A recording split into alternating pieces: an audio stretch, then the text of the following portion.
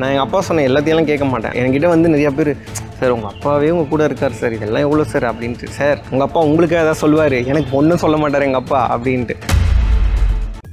உங்க ஒவ்வொரு ட்ரிப்பையும் sweet memories ஆக்க கிராண்ட் ராயல் டூர்ஸ்க்கு வாங்க. இசைஞானி இளையராஜா இசையில் யோகி பாபு மற்றும் பூமிகா நடிப்பில் உருவாக்கியுள்ள த்ரில்லர் திரைப்படம் ஸ்கூல் வெற்றி நடை போடுகிறது. Velamal Vidyalaya congratulates its class 10th and 12th CBSE toppers of 2025 for their outstanding performance. I invested in stocks and real estates. So ப்ராப்பராக ரியல் எஸ்டேட் ரெண்டல் ஈல்ட் பண்ணுற மாதிரி கமர்ஷியல் ஸ்பேசஸ் இந்த மாதிரி விஷயத்தில் நம்மளோட ரிட்டர்ன்ஸ் அட்லீஸ்ட் ஒரு 15% கிடைக்கிற மாதிரி எங்கேயாவது ஒரு ஸ்பேஸ் கிடைக்குது அந்த மாதிரினா உடனே அதை இன்வெஸ்ட் பண்ண மாட்டேன். இவர்கிட்ட கேட்க மாட்டேன். இவர் சொல்கிற வீடியோஸை பார்த்துட்டு நானே வந்து ஒரு தேர்ட் பர்சனாக தான் பார்த்துட்டு நான் கோல்டு பீஸில் நிறைய இன்வெஸ்ட் பண்ண ஆரம்பிச்சேன். பட் மந்த்லி என்கிட்ட அட்லீஸ்ட் ஒரு 20-30,000 ஏதோ என் கையில் மிச்சமாக ஒரு அமௌண்ட்டு என்னோட எக்ஸ்பென்ஸ் தான் போய் அது கோல்டு பீஸ்க்கு மட்டும்தான் போகும். அது எனக்கு தெரிஞ்சு கண்ணுக்கு தெரியாமல் இப்போ நிறையா வளர்ந்துருக்கு.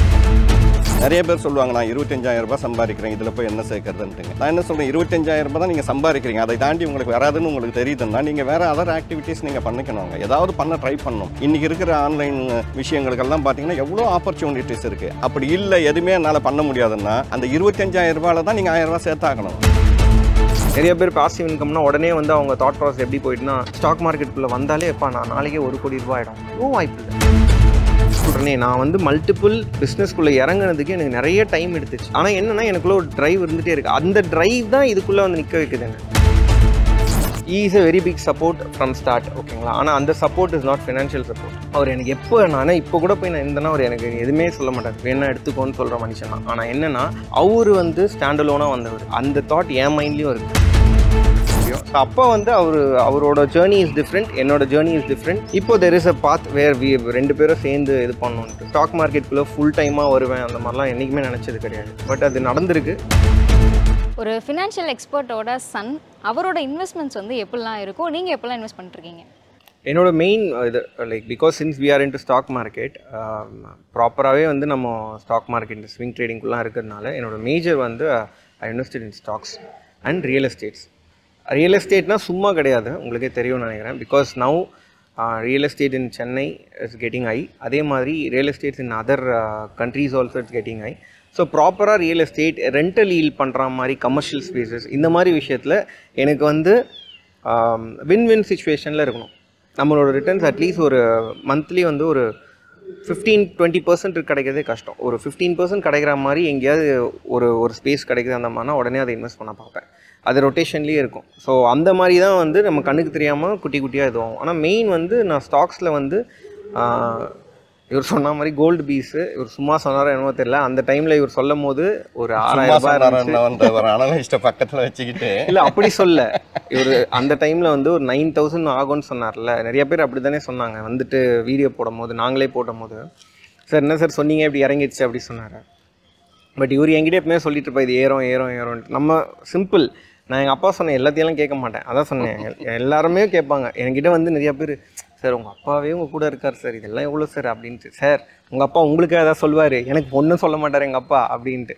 ஆனால் நான் என்ன பண்ணேன்னா இவர்கிட்ட கேட்க மாட்டேன். இவர் சொல்கிற வீடியோஸை பார்த்துட்டு நானே வந்து ஒரு தேர்ட் பர்சனாக தான் பார்த்துட்டு நான் கோல்டு பீஸில் நிறைய இன்வெஸ்ட் பண்ண ஆரம்பித்தேன். என்னோட கண்டிப்பாக மந்த்லி, அது எனக்கு பொண்ணுங்க ஒரு ஹேவ் அ டாட்டர்ஸ்னால அது ஒரு தாட் ப்ராசஸ் இருக்கும். பட் மந்த்லி என்கிட்ட அட்லீஸ்ட் ஒரு 20-30,000 ஏதோ என் கையில் மிச்சமாக ஒரு அமௌண்ட்டு என்னோட எக்ஸ்பென்ஸ் தான் போய் அது கோல்டு பீஸ்க்கு மட்டும்தான் போகும். அது எனக்கு தெரிஞ்சு கண்ணுக்கு தெரியாமல் இப்போ நிறையா வளர்ந்துருக்கு. நான் சொல்லி சும்மா என் ஃப்ரெண்ட்ஸ் வந்து ஸ்டேயிங் இன் அப்ராட்லாம் அவங்களுக்கும் வந்துடுச்சு. அது அவங்களும் வந்து இப்போலாம் வந்து நல்ல வேலைடா அந்த டைம் சொன்னேன். ஏன்னா அவங்க வாங்கும்போது 6,000, இப்போ உங்களுக்கு தெரியும் அது எவ்வளோ இருக்குன்னு. போதும் when I was working in Dubai itself parallel நிறையா ஃப்ரீ கன்சல்டன்ட் அந்த மாதிரிலாம். ஸோ ஏன்னா ரியல் எஸ்டேட் வந்து ஃப்யூச்சரில் வந்து ரொம்ப பெரிய இண்டஸ்ட்ரியாக மாறும்.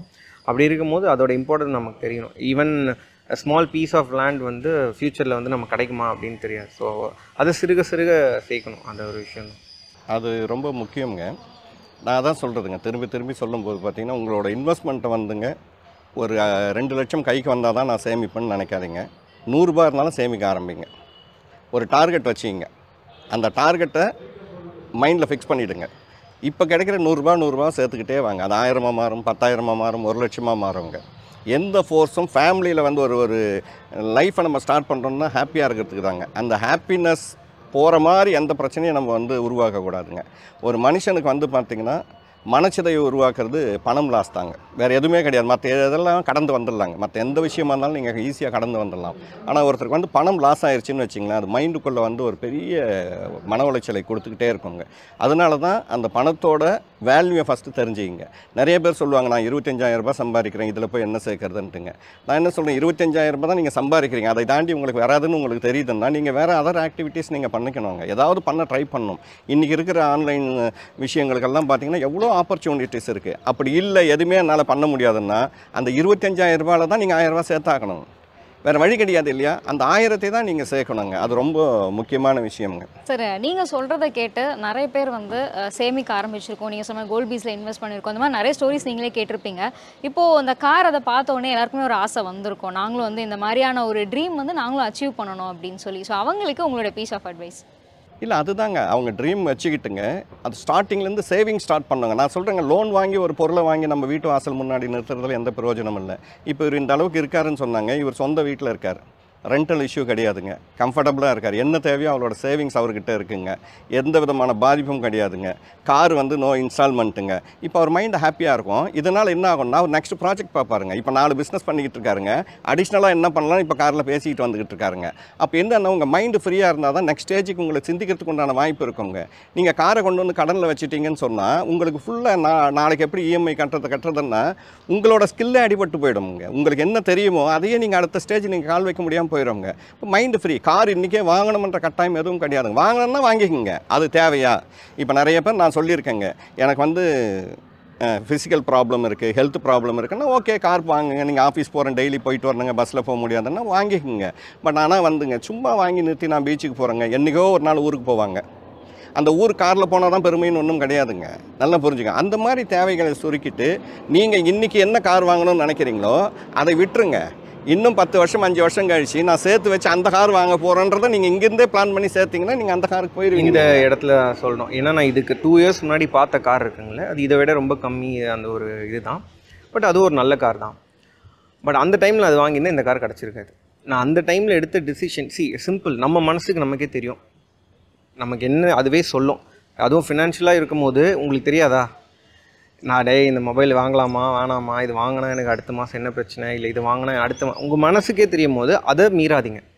ஸோ when you எதை சொன்னேனே, நம்ம வந்து ஒரே நைட்டில் எதுவுமே நடந்துட முடியாது.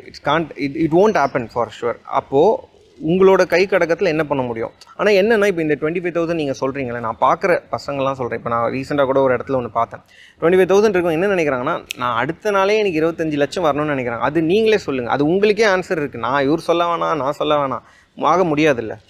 அதுக்கான ஒன்று அந்த நான் இன்னொன்று ஓகே நான் மல்டிபிளாக பண்ண போகிறேன்ற ஸ்கில்லை வளர்த்துக்கணும். ஓகேங்களா? பாசிவ் இன்கம்மாக நீங்கள் என்ன பண்ண முடியும் அப்படின்ட்டு.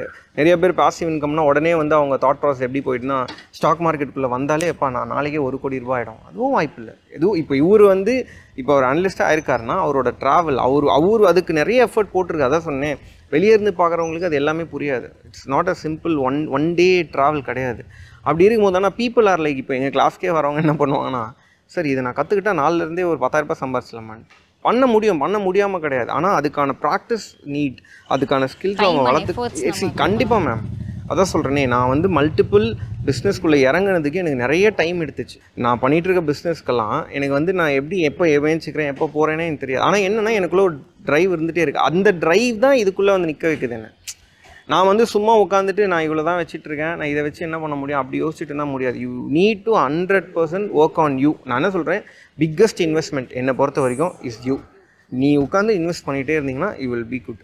இப்போது உங்களை பார்க்கும்போது நிறைய பேர் வந்து சொல்கிறதுக்கான வாய்ப்பு உண்டு, அப்பா வந்து இருக்காருப்பா, அப்பா வந்து சப்போர்ட் பண்ணிட்டார், அப்பா வந்து பணம் ஏர்ன் பண்ணி கொடுத்துட்டாரு, அவர் ஜாலியாக இருக்காரு, ஜாலியாக கார் வாங்குறாரு அப்படின்னு சொல்லிட்டு. ஸோ இதை வந்து நீங்கள் எப்படி பார்க்குறீங்க?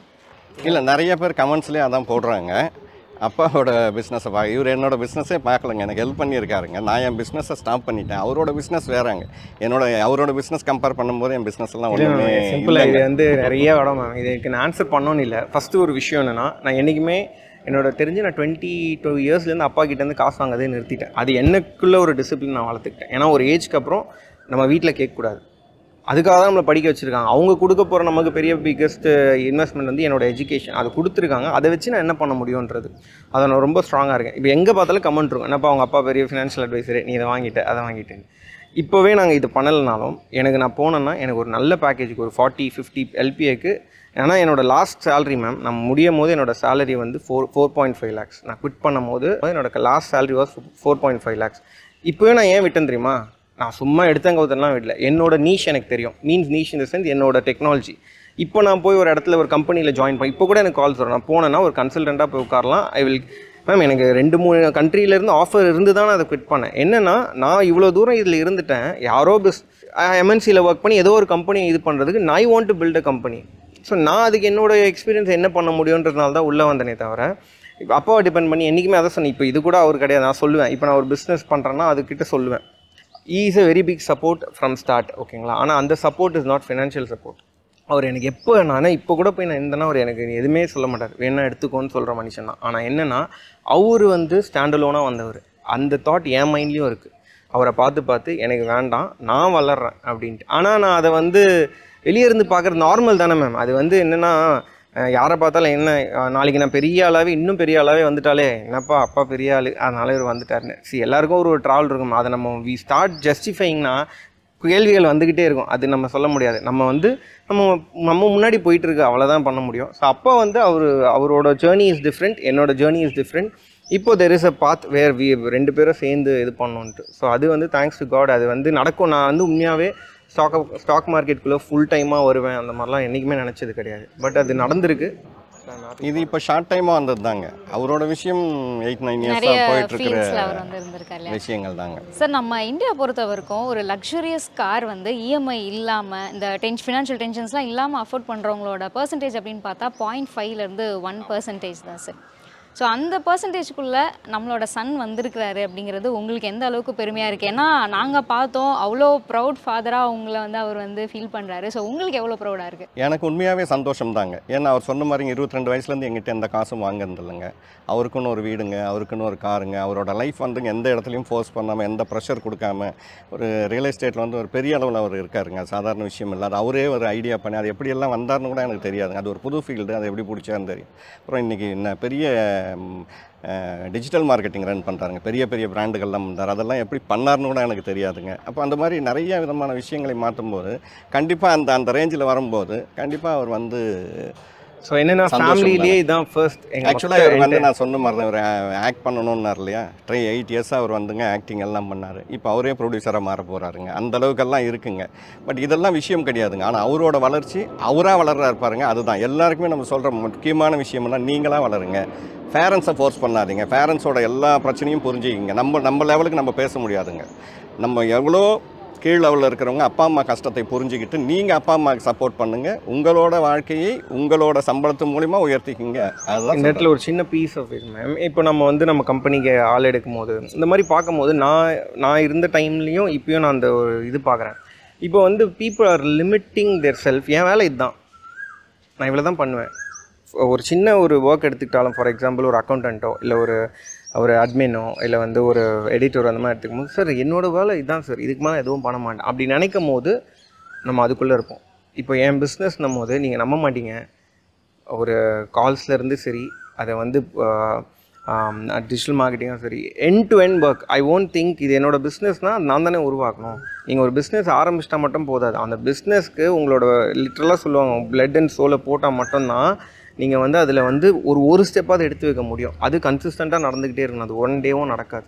ஸ்பெண்ட் பண்ணி எங்கள் கூட வந்து நிறைய விஷயங்கள் ஃபாதர் அண்ட் சன்குள்ளே கான்வர்சேஷன்ஸ் எப்படிலாம் இருக்கும் அப்படிங்கிறத நாங்கள் தெரிஞ்சுக்கிட்டோம். Thank you so much for joining. உங்களோட ட்ரீம் வந்து இன்னும் நிறைய வந்து ரீச் ஆகணும், நிறைய சக்ஸஸ் உங்களுக்கு கிடைக்கணும் அப்படின்னு சொல்லி வாழ்த்துக்கிறோம். Thank you so much. உங்க ஒவ்வொரு ட்ரிப்பையும் ஸ்வீட் மெமரிஸ் ஆக்க கிராண்ட் ராயல் டூர்ஸ்க்கு வாங்க. இசைஞானி இளையராஜா இசையில் யோகி பாபு மற்றும் பூமிகா நடிப்பில் உருவாக்கியுள்ள த்ரில்லர் திரைப்படம் ஸ்கூல் வெற்றி நடை போடுகிறது. Velamal Vidyalaya congratulates its class 10th and 12th CBSE toppers of 2025 for their outstanding performance.